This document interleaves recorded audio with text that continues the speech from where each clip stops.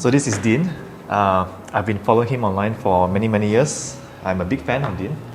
And Dean is a content writer.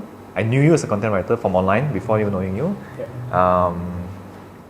And meeting you in real life is like a fan dream come true. So Thanks. maybe you can tell the audience what you do and Yeah, so I run my own personal blog, deanyeong.com, but mainly I'm working at AppSumo as a growth product manager right now.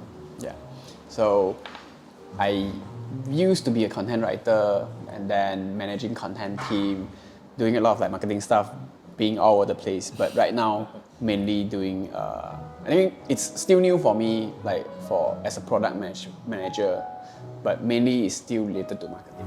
I'm actually very curious with your content marketing journey, right? How do you learn content marketing? Or you just like experiment a lot? Yeah. What's the background in that? Yeah, so I think mainly I'm working with AppSumo, right? Yeah. So the founder of AppSumo is Noah Kagan, and I learned a lot about digital marketing from Noah. I follow a lot about him. Before I work with him, I've been following him, so that's where I learned most about the stuff and then used that into a few personal projects. So I used to start a coffee blog. Like is it still running right now? No. Like I just do it like for a few months and then I stop it. Like before specialty coffee when it's in Malaysia. I'm gonna start like the first specialty coffee blog in Malaysia, something like that. And then I stop it like after probably a few months, and then I think the next thing I do in content will be my own personal blog. Yeah. And then after that, I help out Noah Kagan with his personal blog, and then dive into the content marketing for sumo.com. So okay, with all the experience, like if you had to say, right, what makes like a blog successful? Is it the SEO, or is it like you pushing out small snippets into social media? I think it's a combination, because if let's say for a few years ago, maybe focusing a lot more on SEO and focusing a lot more on content quality. I think content quality still matters until like this day, but it's more like it takes a different form. In the past, you kind of like need to tie everything into SEO keywords and things. Yeah. So nowadays it's still kind of like important, but maybe it's a harder game to play, especially if let's say you are in like a very competitive environment. Like what you do at AppSumo. Yeah, B2C software. Like it used to be, you can start a blog that write about software and top 10 software, top 10 best video. But now it's like you can't it's do like that, everywhere. right? Yeah. So so maybe nowadays you might need to do a little bit more on like social media stuff. Yeah. So normally the strategy I think I do right now is I come up with a long form content or something, and then I'll try to cut into small snippets, right, and put it on social media. Yeah. And then drive people back to the main blog or main site, Yeah. and then get them to subscribe there or something. Yeah. So that's kind of like the structure. Is that how you run also with? Yeah, I think that's a very good structure, and I think till this day we stop talking about it that frequently, but we still take like at AppSumo and personally, we still take like our email subscriber very seriously, because we still think like it's way more important, like you own your audience compared to having them following you on social media where they can change the rule anytime. Do you handle the emails at AppSumo also? I don't handle the email at AppSumo like now. I never handle the email list of AppSumo, but I do work with the email teams in the past when I was managing the content. Like right now, I think I'm working even more closely with the email team, because I'm doing a lot more like product management thing for AppSumo, where one of the KPI I try to drive is the email subscribers. So do some integration stuff, like some growth strategy stuff around email subscribers, and then also some of like some of the automation stuff like behind the scene. So emails, right? You see that it's always something that everyone says you must optimize for. I guess of course for in the US, the States, right? Yeah. When it comes to Southeast Asia, Malaysia, do you think it's the same thing or it's still important or? Yeah, I think it's still important Yeah. as a channel to drive to drive to establish a way to communicate with your audience in a way. Like I do have a personal project on like e-commerce, and I used to talk about like maybe we should try SMS, but then there's like new rules coming out that we won't be able to add links into SMS right now in Malaysia. You can't send, sorry, what? You can send an SMS like a marketing SMS, Okay. but it cannot be.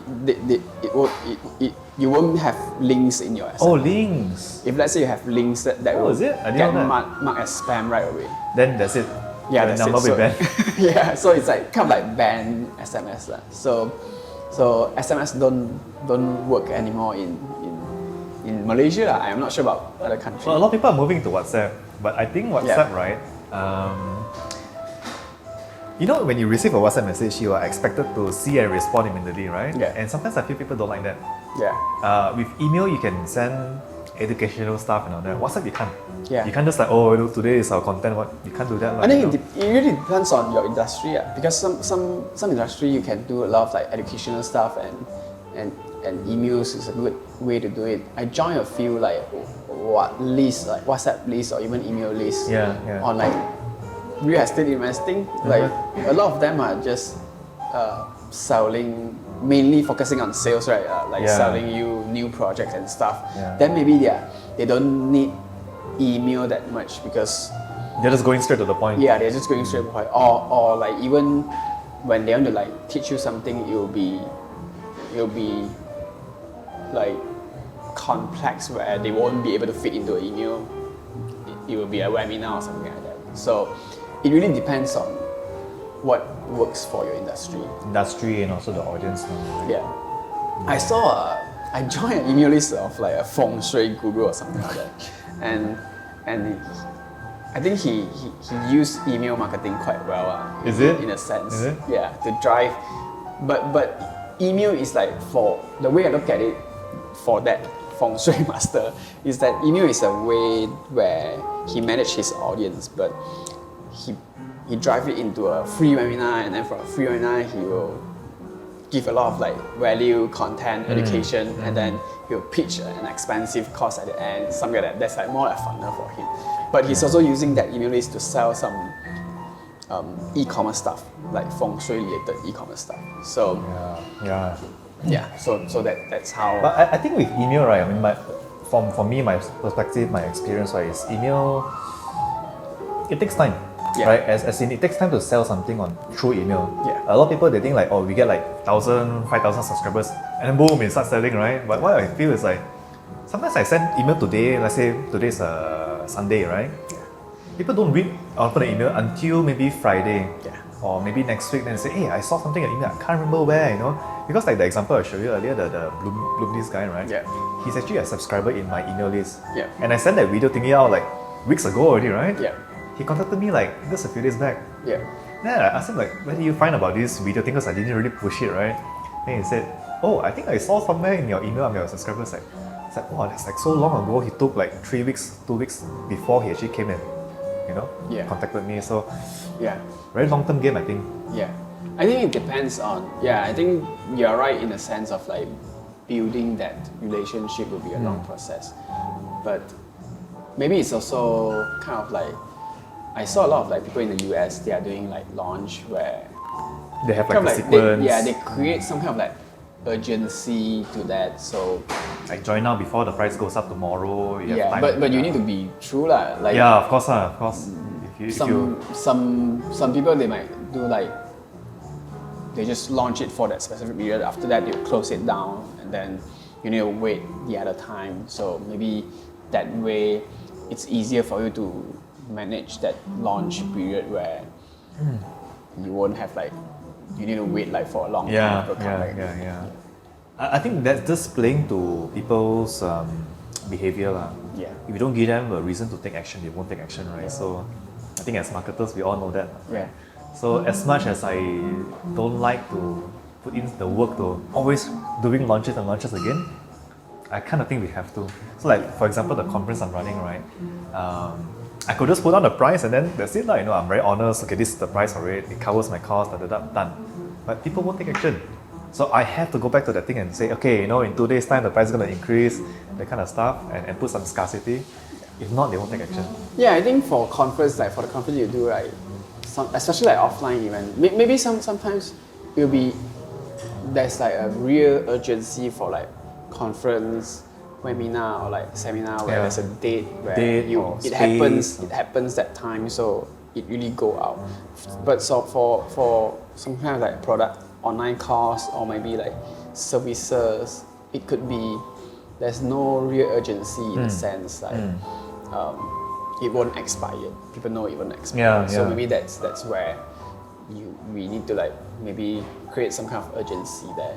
But for conference, it could be it will show out eventually. Even if it didn't show out, the conference happens, then they will not get it. I think the pricing one could be a good strategy in a sense of like just enticing, like incentivize people to take go action. Early, right? Because conferences, right, is very scary because I will set up a conference like that, right, an event, right, pay for all the rental and everything. 30 days before, 0. 20 days before, 10 people. And you get shaky like, Maybe you can do some kind of like a pre-sales or something. I did, and then a few, of course, they join in, but usually the bulk, right, like 60 to 80% of people at the end, it's like, luckily, I don't have to go bankrupt this time, something like, but it's always like it's scary, so that's my experience with this events. I think that's true. Like, but you can maybe used to it like after a few times. Like, I do some kind of like sometime for the e-commerce that I partner with my wife. Like I do a little bit of marketing. Mostly I'm working on the marketing for that e-commerce, and then we sometimes have like some sales campaign or new product launch. My wife is not really into marketing that much, so sometimes she was saying like, "Oh, why nobody bought yet?" Something like that.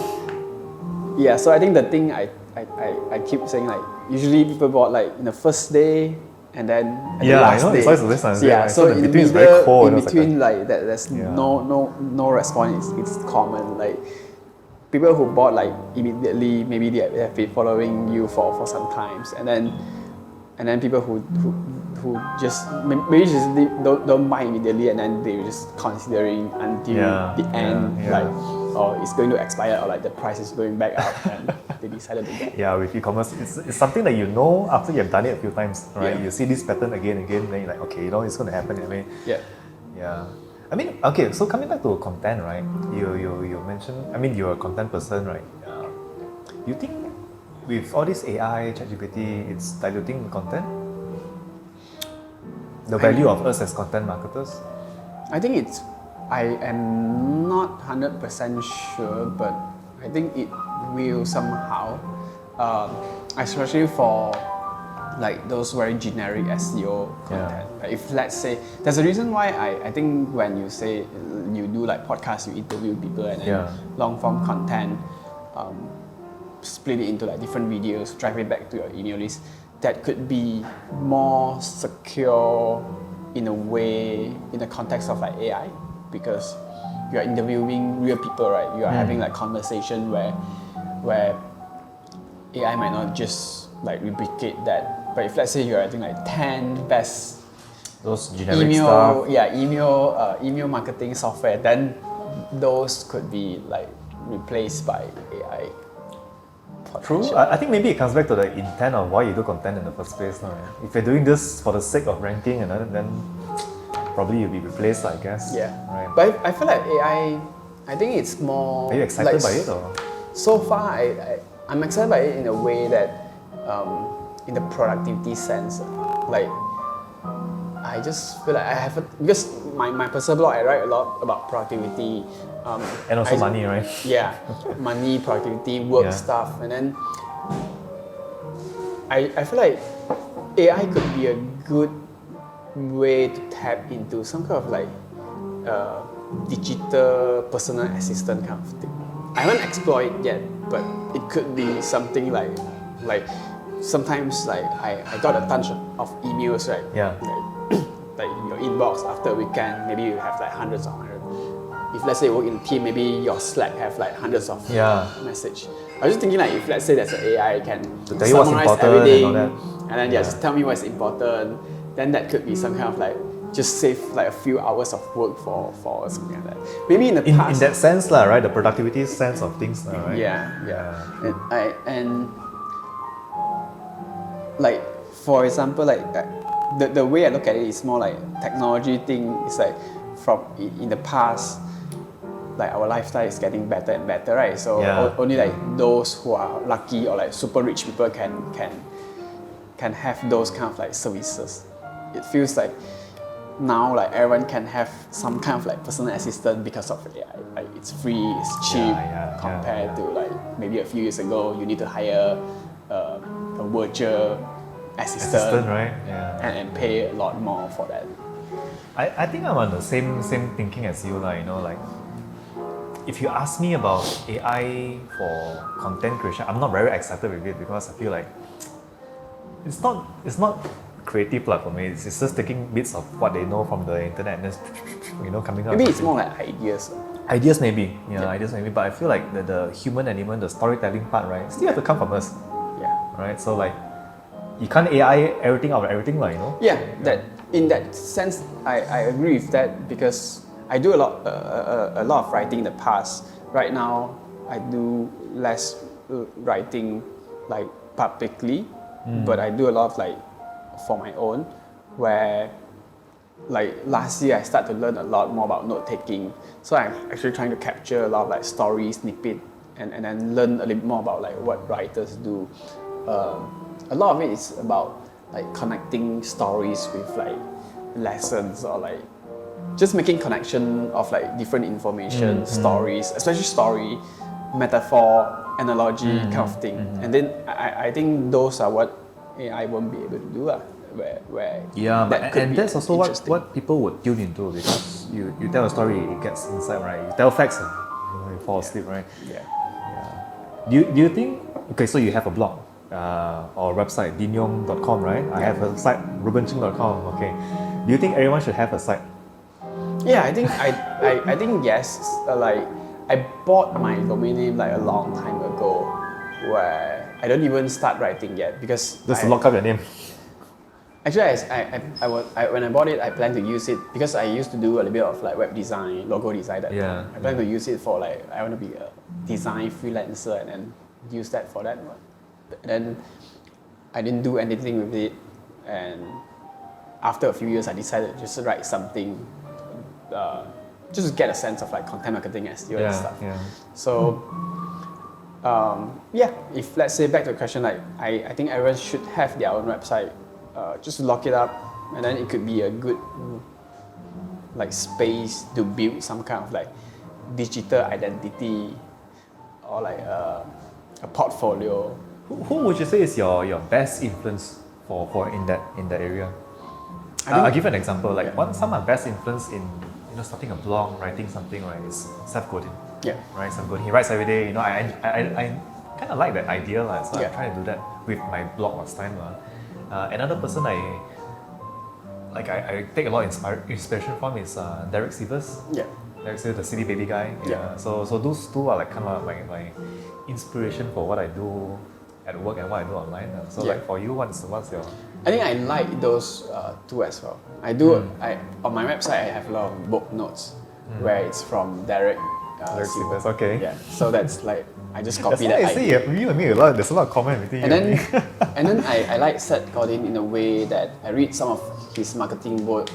Like it's a little bit more high level. It's not that not practical, down to earth tactical, right? But I think that's a great concept in a way to put some of the tactics into the right context. It's not so much about following the trend, but it's more about connecting with your audiences, building a tribe. On marketing part, I would say Noam Kagan could be is a huge influencer for me. Writing, I'm looking into James Clear, Ryan Holiday's. I read a lot. Ryan Holiday, I love Ryan Holiday. I follow his newsletters as well. Yeah. And that also, you can see why I call it Daily CMO also, right? Yeah. Yeah. Those are a few people who influenced me a lot on like content marketing, digital marketing kind of sense. Right now I read a lot more in. There's a new writer called Nat Ellison. If you've heard of him. I think I've come He across he used to work for AppSumo, sumo.com as well, and he's a great writer. And I follow up a lot like his stuff, and yeah, I learned a lot from him on writing and entrepreneurship, and I just like his writing style. I think he's the one who inspired me to look into writing in a deeper sense where it's not so much about creating SEO writing to get ranked. But writing to connect with people? Or? That's one part. Another part is more like creative thing where you put your thought down and then making connection in those things. Like, I would say some kind of like original, it's not like original, it's like more like doing writing with a lot more personality. You ever thought of like turning writing into vlogging instead? Like what we're doing right now? I never have that thought. Maybe I would do like some kind of like short videos. Short videos and I think the difference is that when you are doing writing, that maybe in the future, yes, but the difference is that when I'm doing writing, you have a lot more time to think about what you want to say. I agree that because you see, it's the same analogy, how do you call it analogy, but same analogy per se, right? With Slack versus something like Basecamp. You're familiar with Basecamp? Yeah. Right? So asynchronous working and synchronous working versus now, right? So with Slack, right, when it's very thoughtless, Yeah. Hey, when you're messaging someone, right? Yeah. But if you are working with something like Basecamp, right, you have to think a bit and write down, like Notion, you think and write down a bit, send a brief. So it's more thoughtful in that sense. Yeah. So I think the difference between writing, right, is when you're writing, you're more thoughtful about what you write down. Yeah. Compared to point a video like it's all this very surface level kind of thing, right? So yeah. I think maybe at a certain point, maybe you repeat yourself like many times, then maybe you put it onto videos, then that's a different story. Like for example, some of the speakers you heard, they go like supernatural, but they have been practicing that same thing like for hundreds. Yeah. So I don't want to like tell people not to do videos if they want to, but go ahead. Yeah, but for myself, maybe I feel like I need a lot more practice. In some sense, that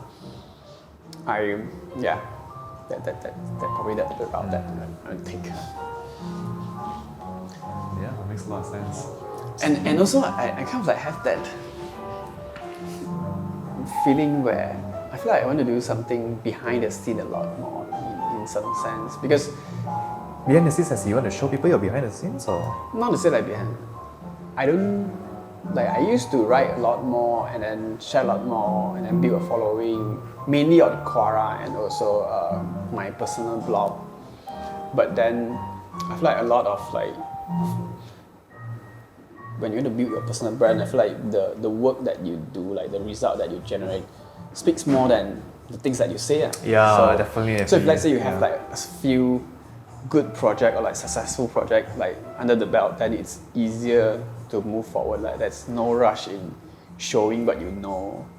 Like I mean, you can write it out as case studies or to share what you've done, right? I think that's going to be more interesting. So you don't tell them, but you show them, sort of thing, right? So one thing if I can say, right, if I regretted, right, not doing enough of is having a portfolio of the things I've done.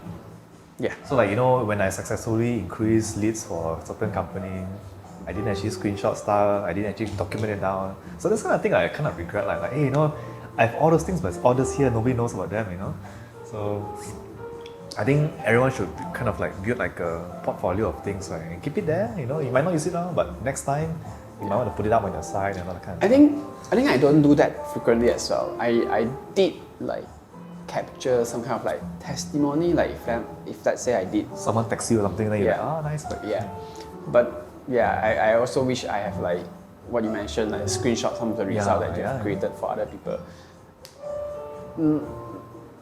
It's at the other end, it's also like just to reaffirm yourself that you did something. You know how to do something. Because I think in marketing, especially like in entrepreneurship, it's like kind of like you won't have like wins all the time, right? Right? So sometimes it might be like failure many times at a row.